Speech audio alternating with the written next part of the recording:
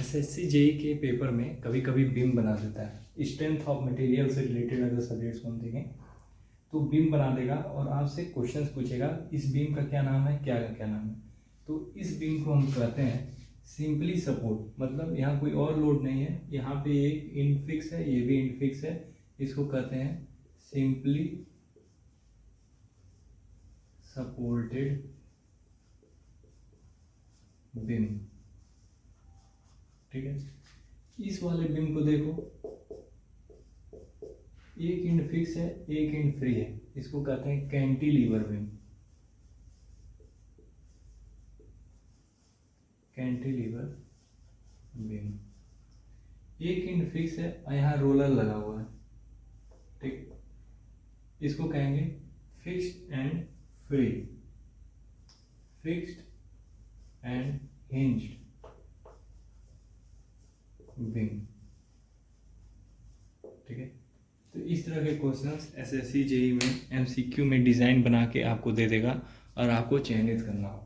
ठीक है, अब सिंपली सपोर्टेड बीम से हम क्वेश्चंस को सॉल्व करते हैं। कभी कभी एसएससी जेई में इस तरह के क्वेश्चंस पूछता है। यहाँ पे दो इंड फिक्स कर देगा, ठीक है, और यहाँ पे लोड दे देगा 30 किलो का, किलो न्यूटन। ठीक, अब 30 किलो न्यूटन का लोड दे देगा और दोनों एंड सिंपली सपोर्टेड है, ए और बी। ठीक, और आपसे अब ये पूछेगा कि ये बताओ कि ये जो दोनों एंड है, ठीक, ये एंड और ये एंड, इन दोनों एंड पर कितना कितना लोड लग रहा है, इन दोनों एंड पर कितना कितना लोड आ रहा है। तो आप सिंपली सपोर्टेड बीम को कैसे सॉल्व करोगे? आप इसको नॉर्मल पोजीशन पर, जैसे देखो ऊपर से एक लोड आ रहा है ना, तो यहाँ से भी लोड जा रहा है और यहाँ से भी लोड जा रहा है। ठीक, तो आप एक स्केलेटन बनाओगे। अब इस फिगर को भूल जाओ, यहाँ से कितना लोड आ रहा है, 30 किलो न्यूटन का, 30 किलो न्यूटन का। और इस इधर से लोड ऊपर जा रहा है, यहाँ पे बना दो और यहाँ पे लिख दो आर ए। इधर से भी लोड जा रहा है तो यहाँ पे लिख दो आर बी। ठीक, अब इस क्वेश्चंस को सॉल्व करना है। ऊपर वाले फिगर को हम मिटा देते हैं।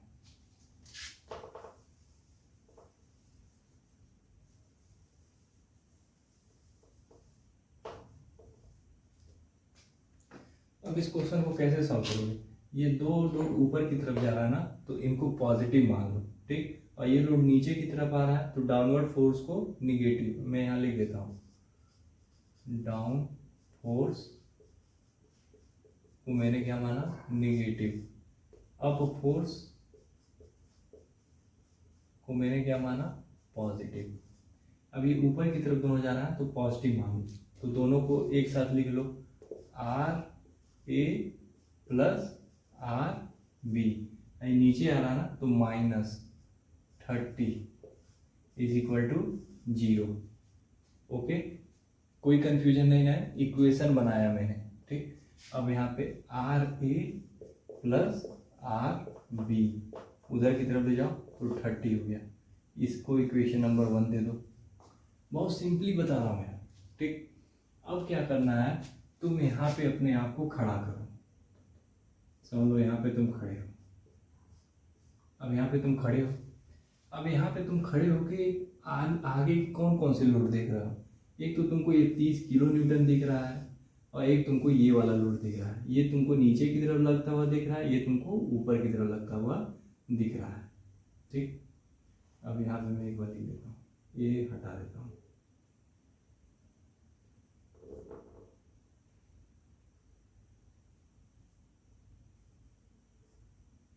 ठीक, अब तुम ये देख रहे हो, अपनी दिव्य दृष्टि से तुमको दिख रही है आंखें से।